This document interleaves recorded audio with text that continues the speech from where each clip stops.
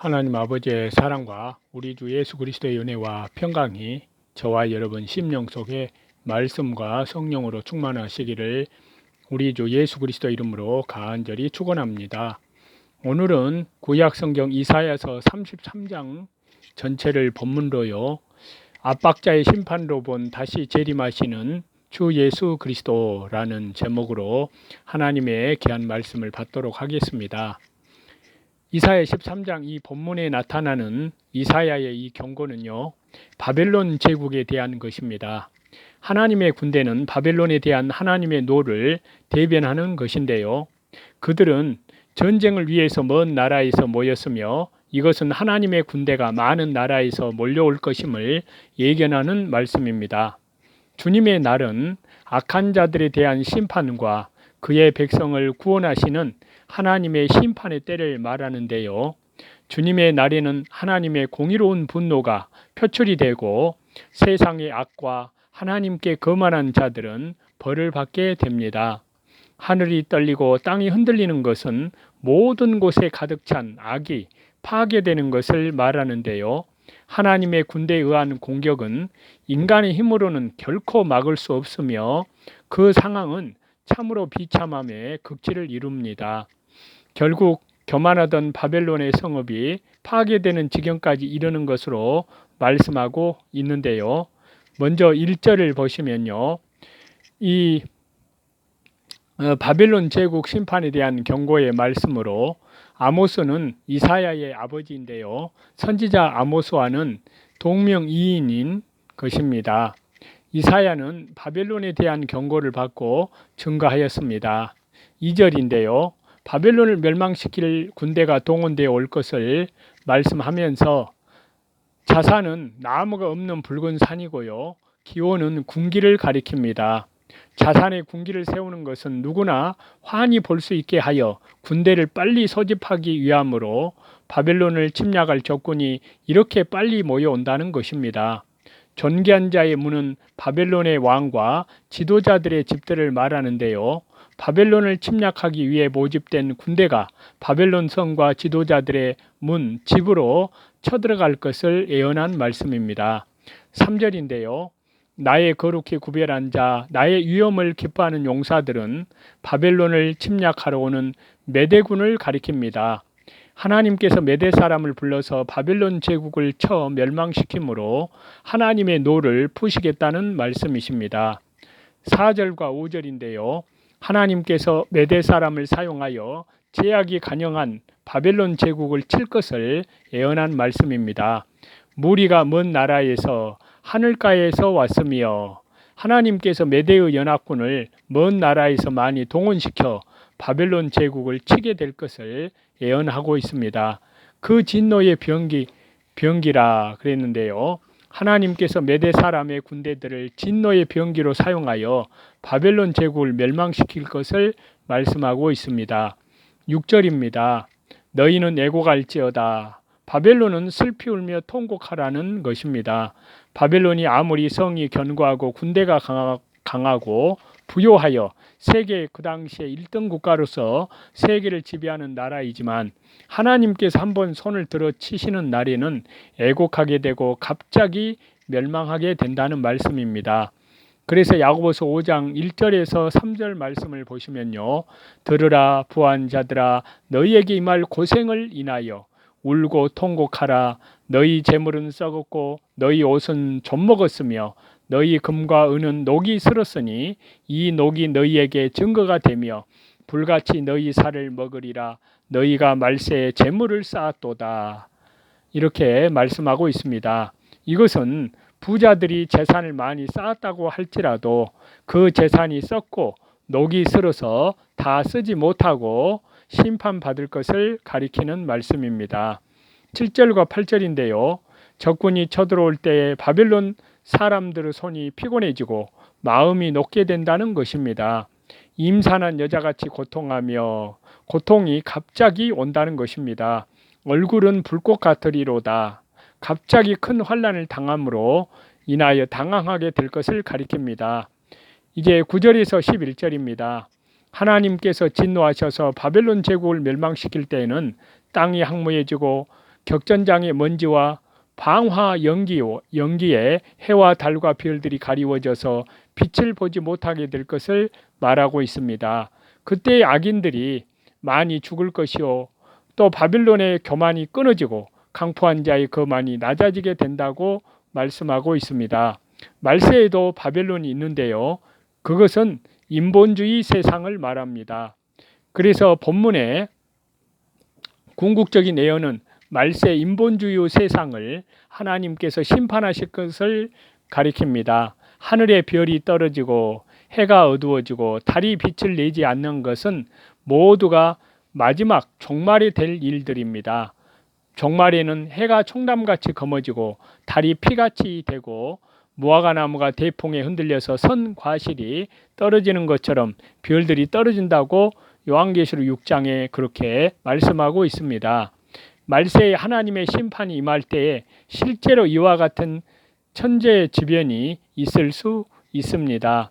옛날 애굽에서 있었던 10가지 재앙 중에도 천재지변이 있었습니다. 또는 전쟁이 나서 전화로 인하여 연기가 들어차서 해가 어두워지고 달이 빛을 내지 못할 수도 있습니다. 여기에서 신령한 교훈은요, 별은 지혜 있는 성도를 가리키고요, 별이 빛을 내지 않는다는 것은 종말에는 하나님을 공경하는 지혜 있는 성도들이 많이 타락되어 신앙의 참빛을 잃어버리기도 하고, 또는 믿음을 지키는 자들은 순교를 당하게 될 것을 말하고 있습니다.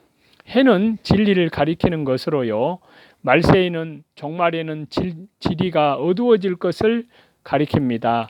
다른 햇빛을 반사하는 천체로 교회를 가리킵니다. 교회는 예수님의 빛을 받아 세상의 빛을 비추어 내보냅니다. 그러므로 달이 비추지 않는다는 것은 말세에는 교회가 빛을 잃어버리게 될 것을 가리킵니다. 그래서 종말에는 큰 환란이 올 것이 분명합니다. 마지막 때가 임박한 이때 성도들은 환란을 통과할 그 실력 있는 믿음을 준비해 나가야 합니다. 주님이 오시기까지 그렇습니다. 12절인데요. 이 말씀은 바벨론이 메대의 침략을 받아 많은 사람이 죽어서 사람이 희귀하게 될 것을 가리키는데요. 정금은 순수하고 귀한 금입니다. 오빌의 순금은 희귀한 금입니다. 말세에도 종말에도 이와 같은 때가 오는데 사람을 만나는 것이 힘이 들어서 어려워서 한 사람을 만나면 정금 덩어리 하나 만난 것만큼이나 기뻐하게 된다는 것입니다. 그래서 아모스 6장 3절에서 6절까지 말씀을 보시면요, 너희는 흉한 날에 멀다하여 강포한 자리로 가까워지게 하고 상아 상에 누우며 침상에서 기지개 켜며 양떼에서 어린 양과 우리에서 송아지를 취하여 먹고 비파에 맞춰 헛된 놀이를 지절거리며 다이처럼 자기를 위하여 악기를 제조하며 대접으로 포도주를 마시며 귀한 기름을 몸에 바르면서 요셉의 환난을 인하여는 근심치 아니하리로다. 이렇게 말씀하고 있습니다. 여기에 요셉의 환난은 믿음을 지킴으로 인하여 당하는 환난과 의를 위해서 당하는 환난입니다. 요즘 많은 사람들이 이 환난을 생각지 않고 안일주의에 빠져서 믿음에서 떠나고 있습니다. 우리는, 저와 여러분은 앞으로 다가올 환난, 우리 주 예수님이 재림하시기 전까지 환난을 앞에 당겨다 놓고 날마다 환난을 통과하는 믿음을 가져야 합니다. 13절인데요.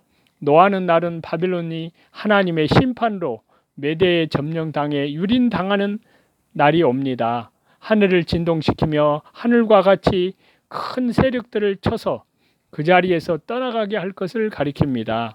땅을 흔들어 그 자리에서 떠나게 하리니 조직이나 단체나 모든 기반들을 쳐서 그 자리에서 떠나게 할 것을 말씀하고 있습니다. 14절인데요.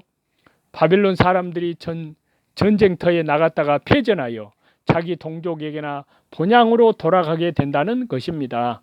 이것은 또한 바벨론에 거주하던 애국인들이 거기에 더 살 수 없기 때문에 간신히 고국으로 돌아갈 것을 가리킵니다. 15절에서 16절인데요. 도망가는 바벨론의 군대와 백성들을 메대 군대가 만나면 창이나 칼로 쳐서 엎드러뜨리고 아이들은 메어치고 집은 노략하고 아내들은 욕을 보일 것을 말하고 있습니다.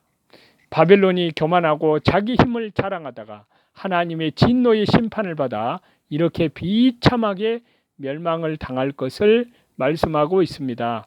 17절에서 18절인데요. 바벨론을 침략할 메대 사람들은 은금과 같은 재물을 얻는 데에는 마음을 두지 않고 오직 바벨론에 대한 온수 갚는 일만 열중하기 때문에 그 화가 더욱 클 것을 말하고 있습니다. 그들은 청년들이나 아이들을 무자비하게 살육하며 영토 확장을 하게 된다는 말씀입니다. 19절 말씀인데요. 바벨론 제국은 열국 중에 영광이 있었고 갈대아 사람들이 자랑하던 나라였습니다. 그러나 교만과 모든 죄로 인하여 하나님께 심판받을 때는 소돔과 고모라와 같이 멸망당한다는 것입니다. 바벨론은 한때 세계를 지배하고 있던 강대국이요 부요한 나라였습니다. 그러므로 바벨론을 당할 나라가 없었습니다. 그렇게 강하고 문화가 발달하고 부귀 영화가 극하던 바벨론이라 할지라도 하나님께서 한번 손을 들면 소돔과 고모라와 같이 삽시간에 심판받아 멸망하고 말 것이라는 사실입니다. 20절에서 22절인데요. 바벨론이 하나님의 심판으로 몰락되어 폐허가 될 것을 말합니다. 바벨론이 망한 다음에는 그 땅의 아라비안인이나 다른 사람들이 거기 거하지 못하게 되고 목장도 되지 못하고 들짐승들이 거하게 됩니다. 또 그 가옥들에는 타조와 같은 들짐승들이 깃들어 살게 된다는 것입니다. 궁성에는 이 실랑은 이리떼인데요. 그 화려하던 궁전에는 이리떼가 거하며 울게 된다는 것입니다. 말세에는 종말에는 바빌론되는 인본주의의 세상이 하나님을 떠난 교만과 각종 죄로 인하여 최후의 심판을 받아 멸망하고 폐허가 되어 사람들이 살지 못하게 되고 목축도 못하고 들짐승들만 들끓게 될 것을 말씀하고 있습니다. 화려한 궁전과 같은 모든 집들에는 타조나 실랑이나 들짐승들이 거하게 될 것을 가리키고 있습니다.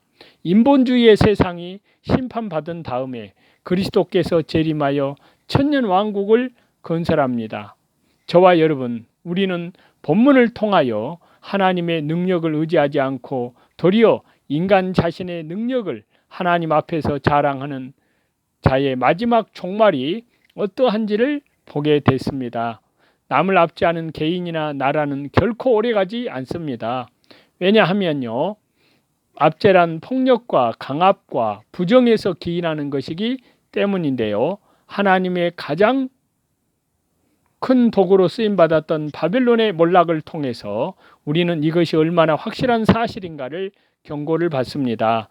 그러므로 저와 여러분은 우리 손에 있는 능력과 힘이 주어졌을 때 자신의 탐욕을 위해 사용하지 않고 하나님의 뜻 가운데에서 하나님 나라와 복음을 위해 드려지는 저와 여러분이 다 되시기를 다시 재림하시는 우리 주 예수 그리스도 이름으로 간절히 축원합니다.